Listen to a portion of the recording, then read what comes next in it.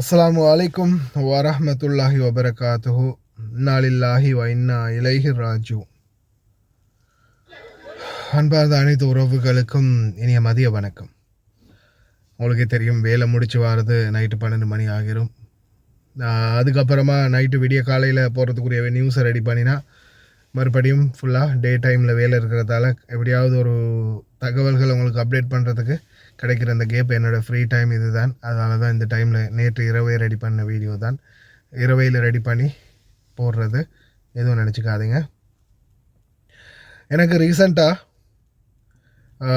ஒரு ஃபோட்டோ ஒன்று ஷேர் ஆகியிருந்துச்சு ஃபேஸ்புக்கில் 2 இளைஞர்களுடைய. அதோடு அவங்க பிடிச்சி நிற்கிற இந்த பைக், ரேசிங் பைக். இந்த ஃபோட்டோ எனக்கு என் கண்ணில் படுறது, ஃபேஸ்புக்கில் என் கண்ணில் படுறதுக்கு முன்னாடி எனக்கு ஒரு அம்மா ஒரு வாய்ஸ் அனுப்பியிருந்தாங்க. நாட்டில் இந்த காரு இந்த இதெல்லாம் சர்ப்ரைஸ் பண்ணுறாங்க தானே, அது மாதிரி பைக்கை சர்ப்ரைஸ் பண்ணுறதுக்கு தன்னுடைய மகனுக்கு பர்த்டேக்கு பைக்கு டெலிவரி பண்ணுற மாதிரி யாராவது இருக்காங்களான்னு. அப்போது நான் அந்த ஃபேஸ்புக்கில் சில ரீல்ஸுகளை நான் சேவில் போட்டு வச்சுருந்தேன்.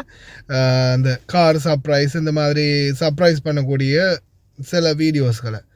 அதனால் நான் அந்த போஸ்ட்டை பார்ப்போம் அப்படின்னு சொல்லித்தான் அதை தேடுறதுக்காக ஃபேஸ்புக்குள்ளே நுழைஞ்சேன்.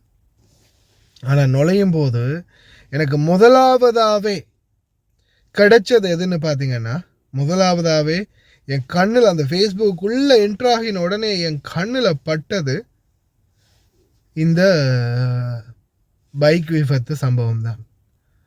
அன்பார்ந்த உறவுகளே, வெளிநாடு வாழ் தாய் தந்தையர்களே, இன்னைக்கு நிறைய பேர் உங்களுடைய முயற்சிகள், உங்களுடைய குழந்தைகளை நல்லபடியாக வளர்க்கணும், இந்த சமுதாயத்தில் நல்ல அந்தஸ்தில் வைக்கணும். அதே மாதிரி ஆரம்ப காலம் உங்கள் குழந்தைகளை பார்த்திங்கன்னா, இப்போ பக்கத்து வீட்டுக்காரங்க ஒரு தடவை பைக் கேட்டு கொடுத்துருக்க மாட்டாங்க, ஏதாவது ஒன்று கேட்டு கொடுத்துருக்க மாட்டாங்க. அது ஒரு மனசில் அது வேதனையாக இருக்கும், ஒரு ஈரலாக இருக்கும். நம்மளுக்கு நம்ம காசில் ஒன்று வாங்கணும், நம்ம பிள்ளைங்களை நம்ம சம்பாதிச்சு நம்ம பிள்ளைங்களை இப்படி நல்லா வைக்கணும் அப்படின்ற ஒரு கனவுகள், ஒரு தாய் தகப்பனுடைய கனவு. ஆனால் நீங்கள் இந்த ரேஸ் பைக்குக்காக 10 லட்சம் 15 லட்சம் செலவு பண்ணி ஒரு ரேஸ் பைக் வாங்கி கொடுக்குறீங்கன்னா, அது அந்த குழந்தையுடைய உயிருக்கே ஆபத்தை நீங்களே விலை கொடுத்து வாங்கி கொடுக்குறீங்க அப்படின்றத ஞாபகம் வச்சுக்கோங்க. எவ்வளவு சொன்னாலும் சரிதான், இல்லை நான் எதுவுமே அப்படியெல்லாம் ஓட்ட மாட்டேன்னு எவ்வளோ சொன்னாலும் சரிதான். நான் உங்களுக்கு ரூல்ஸ் போடுறேன், இவ்வளோலாம் சொல்கிறேன்.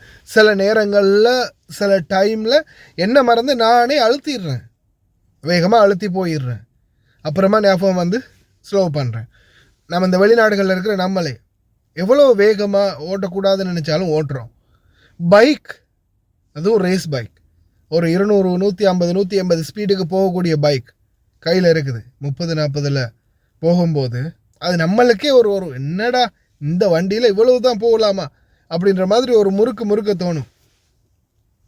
ஆனால் அது கடைசியில் நம்மளுடைய குழந்தைகளுடைய உயிரையே பறிச்சிடும் அப்படின்றது பல தாய் தகப்பனுக்கு தெரிகிறதில்லை.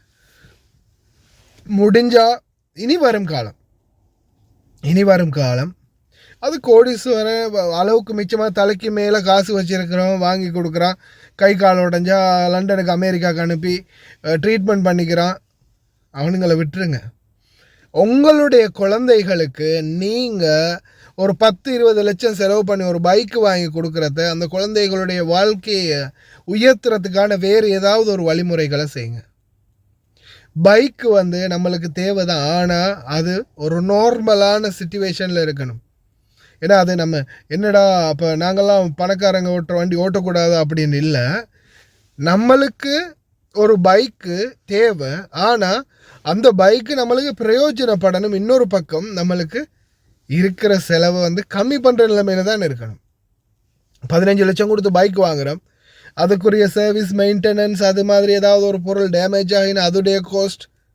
இப்போ சாதாரணமாக நார்மலான ஒரு பைக்குன்னும் போது ஒரு பல்சரோ ஒரு எஃபிசெட்டோ இல்லை இந்த கேட்டகரிக்குள்ளே வரக்கூடிய பைக்குன்னாலும் ஒரு சாதாரணமான ரேட்டில் முடிஞ்சிடும். இதே புக்காட்டி டுக்காட்டி BMW அது இதுன்னு உருப்பட்ட பைக் இருக்குது இல்லையா. இப்போ இதுகளில் ஏதாவது ஒன்று வாங்கி அது லைட்டாக ஒரு உரசு பட்டாலும் ஒரு சின்ன பார்ட்ஸ் கூட 50,000 1 லட்சம் வரைக்கும் வருது. அப்போது ஒரு செலவோடு சேர்த்து நாம் அதை கண்ட்ரோல் பண்ணுற விதமும் நம்மள்ட்ட இருக்கணும். இன்றைக்கி 10 லட்சம் கொடுத்து 15 லட்சம் கொடுத்து 20 லட்சம் கொடுத்து வாங்கிட்டோம், ஓடிட்டோம், உடஞ்சிருச்சு, அதுக்கப்புறம் அதை செய்கிறதுக்கு காசு இல்லை, ஓரமாக தூக்கி போட்டுடலாம், யாருக்கும் பிரயோஜனம் இல்லை. அதே மாதிரி வெளிநாடுகள் உழைக்கிற ஒவ்வொருத்தரும் உங்களுடைய பணம் எப்படிப்பட்ட பணம் அப்படின்றது உங்களுக்கு தெரியும். அந்த பச்சையாக செலவுன்னா பீமுத்திரம் கூட அள்ளி உழைச்ச காசுன்னு சொல்லலாம் இல்லையா.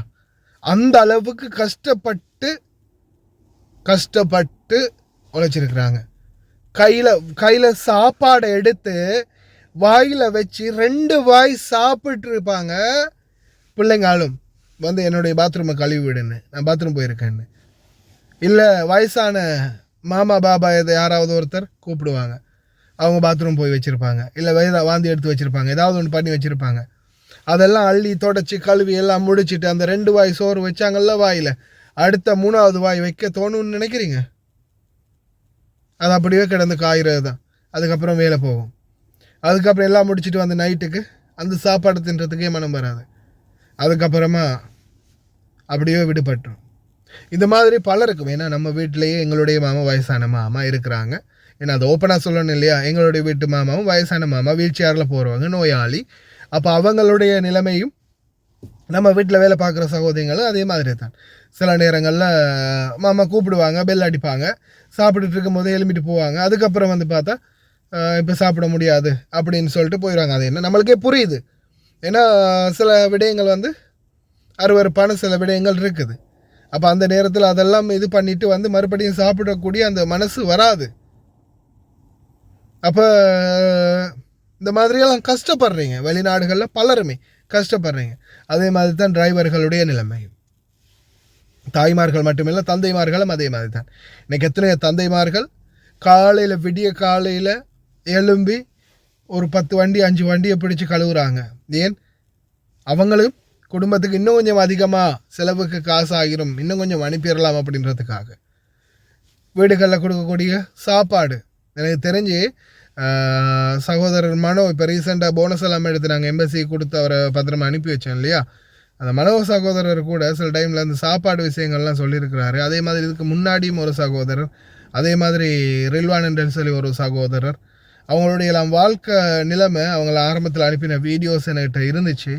அந்த சாப்பாடு, அவங்களுக்கு கிடைக்கிற சாப்பாடுகள், அவங்களுக்கு அந்த அவங்கள கவனிக்கிற விதம், உண்மையிலே அந்த மனசுக்கு எனக்கே அப்படியே ஒரு ஆத்திரம் வர்ற அளவுக்கு இருக்கும். என்னடா இப்படியாடா டேய், உங்களுக்கெல்லாம் இவ்வளவு இறைவன் அள்ளி அள்ளி தந்து ஏண்டா இப்படியெல்லாம் அநியாயம் செய்கிறீங்க அப்படின்னு மூஞ்சில் போய் கேட்கணும்னு தோணும்.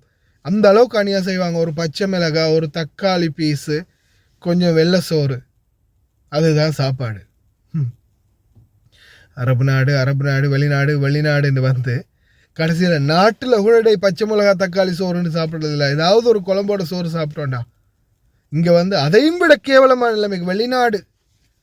ஆனால் நாட்டில் இருக்கிறவங்க நினைக்கிறது, மச்சா வெளிநாட்டில் இருக்க வெளிநாட்டு சாக்லேட், வெளிநாட்டு பர்ஃப்யூம், வெளிநாட்டு டோஃபி சாக்லேட், அதே மாதிரி வெளிநாட்டு சிகரெட், வெளிநாட்டு அது, வெளிநாட்டு இது. ஆனால் இந்த வெளிநாட்டில் நாங்கள் படுற பாடன்ன்றது இந்த வெளிநாடு வாழ் தொழிலாளர்களுக்கு தான் தெரியும் இல்லையா.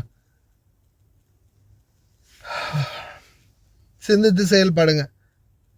என்னால் முடிஞ்சது இந்த மாதிரியான அவேர்னஸ்களை சொல்கிறது தான். தயவு செய்து கவனம்.